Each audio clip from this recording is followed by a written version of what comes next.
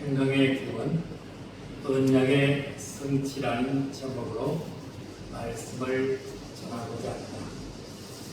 때는 이어서 31장과 히브리서 13장 20절에서 25절 말씀을 통해 우리는 하나님이 주시는 평강과 언약의 성취라는 놀라운 진리를 만납니다. 특히 히브리서의 마지막 부분은 단순한 작별 인사가 아니라 복음의 핵심을 다시 요약하며 성도들에게 새로운 힘과 소망을 불어넣는 축복의 말씀입니다. 20절 말씀 읽읍시다. 양들의 큰 목자이신 우리 주 예수를 영원한 언약의 피로 죽은 자 가운데서 이끌어내신 평강의 하나님. 히브리서 기자는 하나님을 평강의 하나님이라 부릅니다. 이 평강은 단순히 전쟁이 없는 상태를 넘어섭니다. 히브리어 살롬은 하나님과의 올바른 관계에서 오는 온전함, 조화, 그리고 웰빙을 의미합니다. 이는 세상에 강제된 평화인 팍스 러마라에 근본적으로 다릅니다. 세상의 평화가 힘에 의해 좌우되는 일시적인 것이라면 하나님이 주시는 평강은 고난과 죽음 속에서도 흔들리지 않는 영원한 평화입니다. 이 평강은 예수 그리스도의 십자가를 통해 우리에게 주어졌습니다. 십자가는 하나님과 인간 사이에 깨진 관계를 회복시키는 화해의 사건이며 죄와 사망의 세력을 물리치는 영적 전쟁의 종결입니다. 히브리서 기자는 이 예수를 양들의 큰 목자라고 소개합니다. 시편 23편은 다윗의 목자의 돌봄은 받는 양의 모습을 통해 하나님을 찬양하는 시입니다.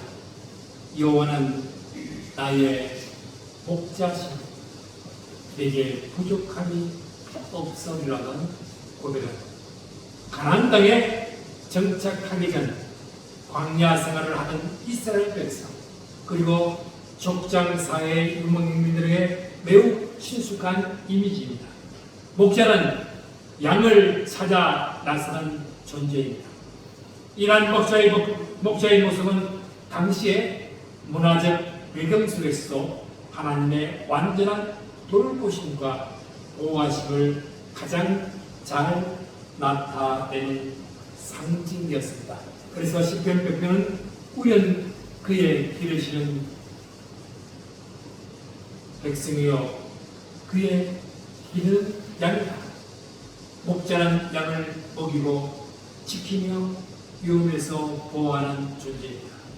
양이 스스로 살아갈 힘이 없는 것처럼 인간은 하나님의 돌보심 없이는 방황할 수밖에 없습니다. 그래서 요한복음 10장 11절에는 예수님을 자신을 선한 목자라고 말씀합니다. 목자의 생명을 내어주는 사랑을 보여주셨습니다. 그는 단순히 돌보는 목자가 아니라 자기 목숨을 버려 양을 구원하신 목자이기 때문입니다. 예수 그리스도의 십자가는 이 영적 전쟁의 종결점이며 하나님과 인간 사이의 진정한 평화를 시작하는 근거가 되었습니다. 그리스도 안에서 하나님의 깨어진 관계의 회복 선언입니다. 예수를 큰 목자라 부르는 이유는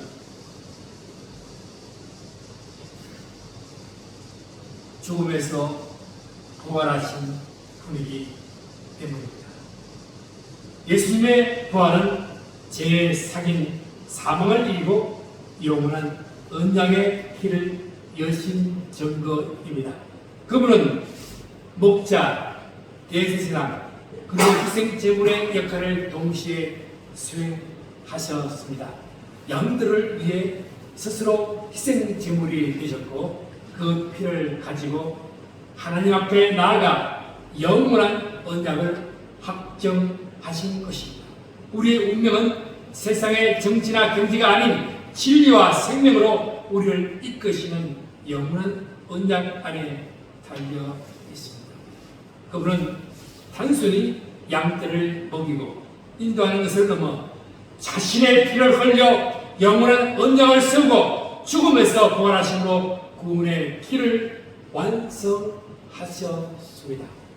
이 부활 사건은 하나님께서 예수 그리스도의 희생을 받으시고 그를 통해 영원한 평강의 길을 여셨다는 증거입니다. 예수님의 부활은 이 희생의 죽음의 권세를 이겼습니다. 영원한 언약의 피입니다. 우리를 죄와 사망에서 해방시키고 성령의 법 안에서 하나님께 담대히 나아가게 하는 근거가 되는 것입니다.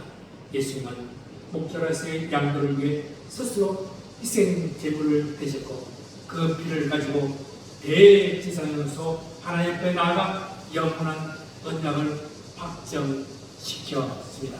그들의 운명은 세상의 정치나 경제에 달려 있지 않고 영원한 하나님께서 진리와 생명으로 이끄시는 평강의 언약 안에 있다는 것입니다. 그래서 21절 말씀에 이렇게 말씀합니다. 이렇게 읽어보겠습니다. 모든 선한 일에 너희를 온전하게 하사 자기 뜻을 행하게 하시고 그 앞에 즐거운 것을 예수 그리스도로 말미암아 우리 가운데서 이루시기를 원하노라. 영광이 그에게 세세 무궁토록 있을지어다. 아멘. 하나님께서 우리를 모든 선한 일에 온전하게 하사 자기 뜻을 행하게 하시고라고 기도합니다. 빌립보서 2장 13절에 너희 안에 행하시는 이는 하나님이시니 자기의 깊으신 뜻을 위하여라고 말씀합니다. 우리가 선을 행하는 것도 사실은 하나님의 은혜입니다. 모든 선한 일에 온전하게 되어 하나님의 뜻을 행하기를 기도해야 합니다.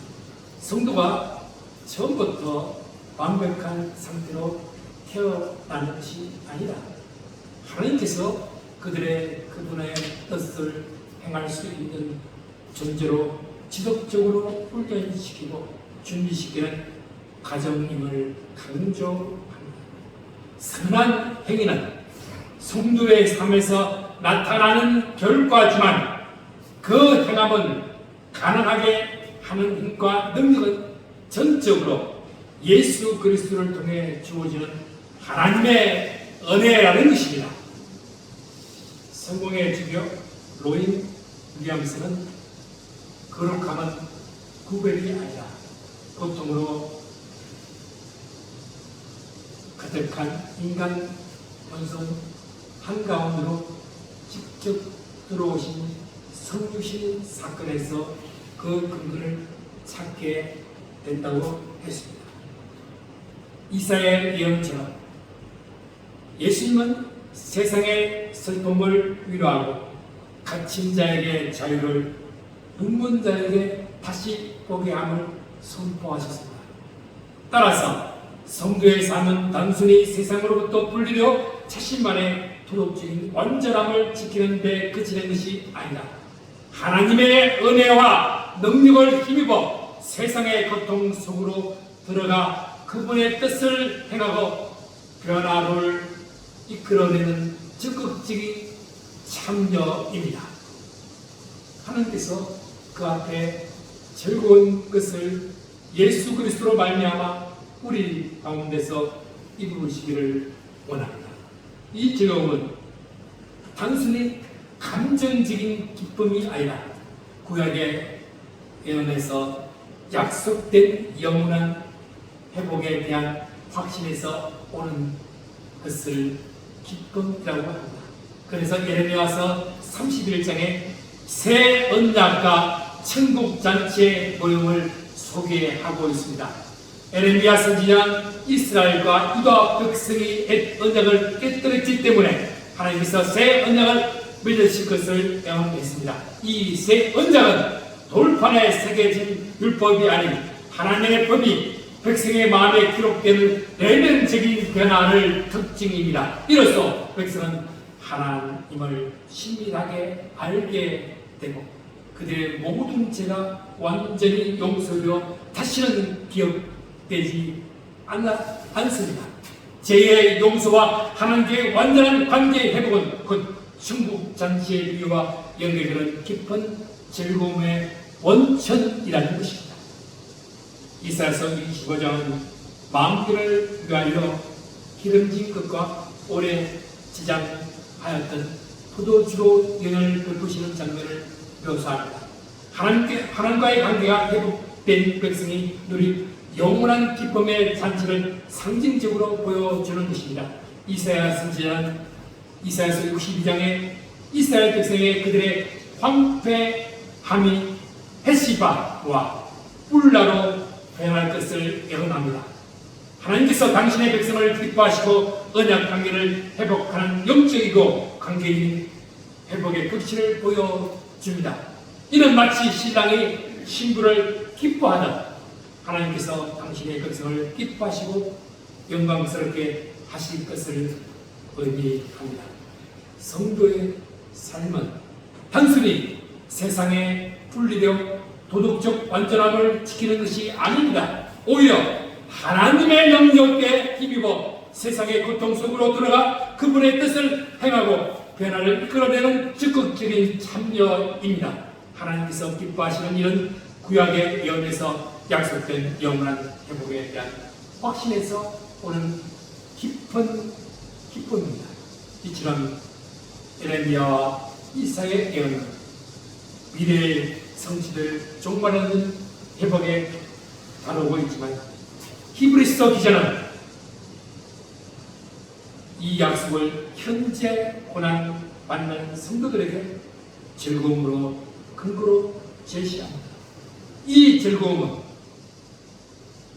예수 그리스도를 말미암아 우리 가운데서 이루어지기를 원하는 즐거움입니다. 이 즐거움은 단순히 감정적인 반응이 아니라 미래에 반드시 성취될 하나님의 약속에 대한 믿음과 확신에 오는 영적인 태도입니다. 천국 잔치의 비전은 현재의 삶을 변화시키는 강력한 동력입니다. 그래서 우리 교회 이 교회가 천국 잔치로 여시기 바랍니다. 또한 히브리서 13장 22절에서 25절 말씀 읽겠습니다.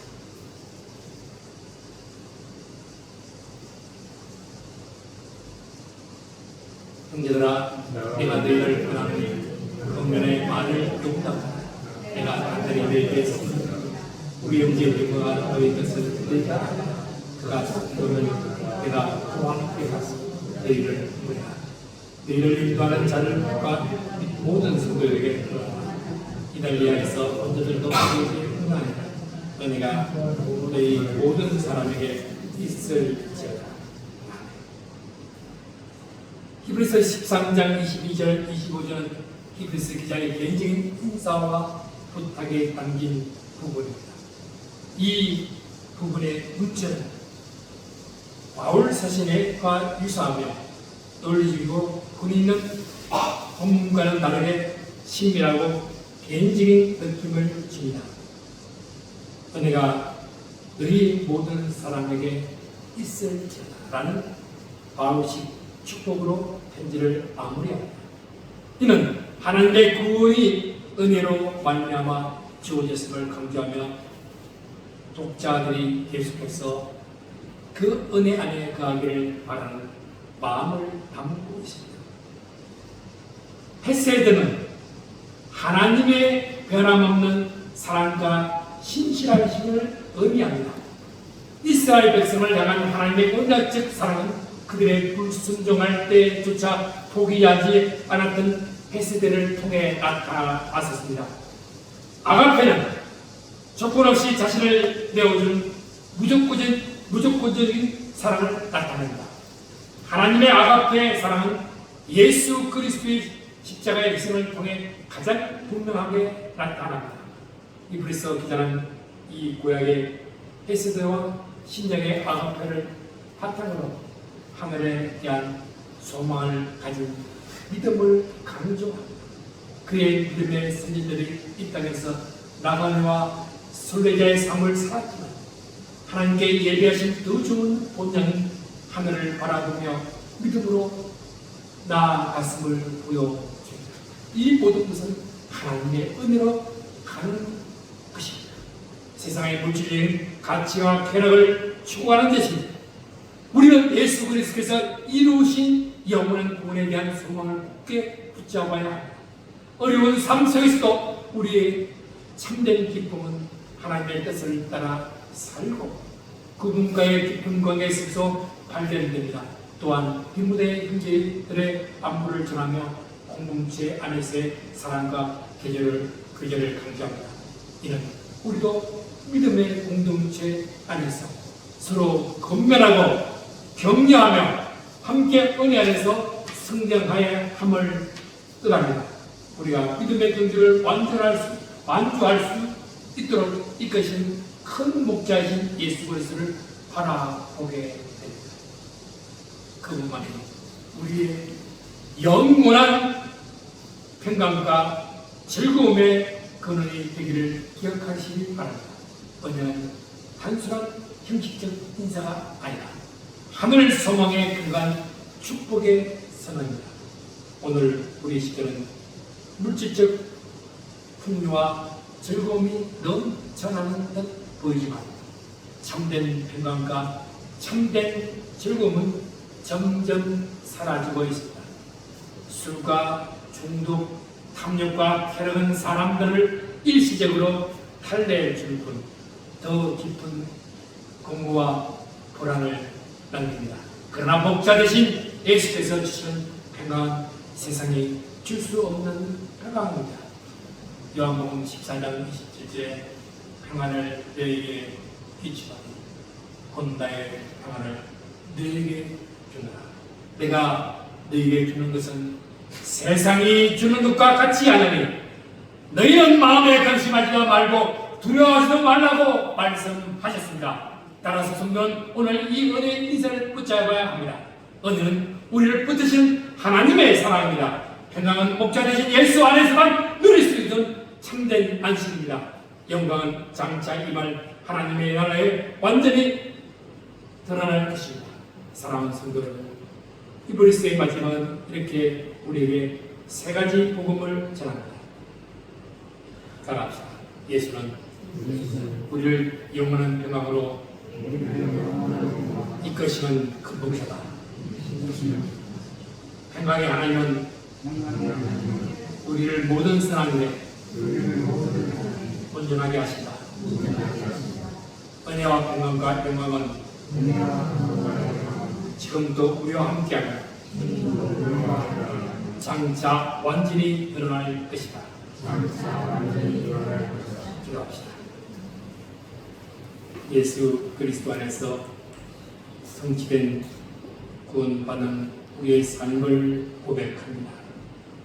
우리의 삶은 현재 있으나 천국 전체에 초대된 삶을 믿고 나아갑니다.